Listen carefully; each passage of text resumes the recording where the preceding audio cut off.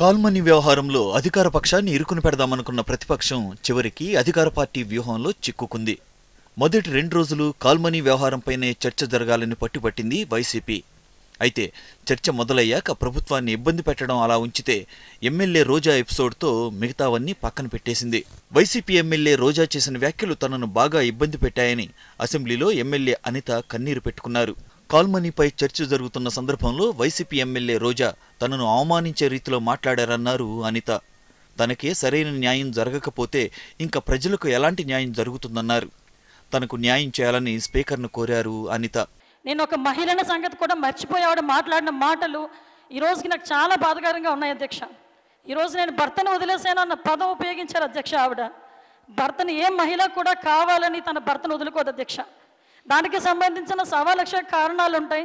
నేను ఈరోజు ప్రజాప్రతినిధిని, దానికి సంబంధించి ప్రజలకు సమాధానం చెప్పుకోవాల్సిన అవసరం ఎంతైనా ఉంటుంది అధ్యక్ష. అటువంటి పరిస్థితుల్లో నేను చేసిన నా పర్సనల్ విషయాన్ని సభ అందరి ముందు కూడా ఆవిడ చేసిన తీరు కానీ, ఆ తర్వాత ఆవిడ మాట్లాడిన మాటలు కానీ, ఎటువంటి అబ్యూజింగ్ లాంగ్వేజ్ ఉపయోగించారు ఇక్కడ ఉన్న మంత్రులు అందరూ ఉన్నారు అధ్యక్ష.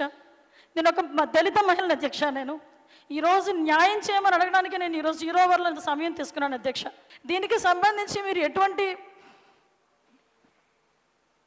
న్యాయం చేస్తారో మీరు నాకు చెప్పాలి అధ్యక్ష. మీరు ఈ వ్యవహారంపై వైసీపీ ఎమ్మెల్యే రోజా కూడా స్పందించారు. తనను సభలో టీడీపీ ఎమ్మెల్యేలు నోటికొచ్చినట్లు కామెంట్ చేశారన్నారు.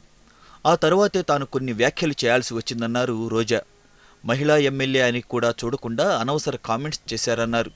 రాజకీయం చేయడం కోసం, రాష్ట్రంలో వాళ్ళకొచ్చిన చెడ్డ పేరు తప్పించుకోవడం కోసం ఈరోజు అనిత గారితో కంటతడి పెట్టించి దళితులను నేను ఏదేదో అవమానం చేస్తున్నట్టు క్రియేట్ చేయడం అనేది కరెక్ట్ కాదు. అసెంబ్లీలో వాళ్ళు పెట్టిన తిట్లకి నేను ఎంత ఏడ్చానో, దమ్ము ధైర్యం ఉంటే లోపల ఎవరైతే రికార్డ్ చేశారో ఆ ఛానల్స్ అన్ని విజువల్స్ తీస్తే మీకే అర్థమవుతుంది. ఒక్క మహిళను చేసి ఏ విధంగా నన్ను ఆడుకున్నారో మీకు అప్పుడు అర్థమవుతుంది. 3 రోజుల తర్వాత వచ్చి ఇక్కడ యాక్టింగ్ ఎవరు కూడా చేయట్లేదు. కానీ అసెంబ్లీలో జరిగిన రోజు జరిగిన ఇన్సిడెంట్లు జరిగినట్టు టెలికాస్ట్ చేయాలని నేను కోరుకుంటున్నాను.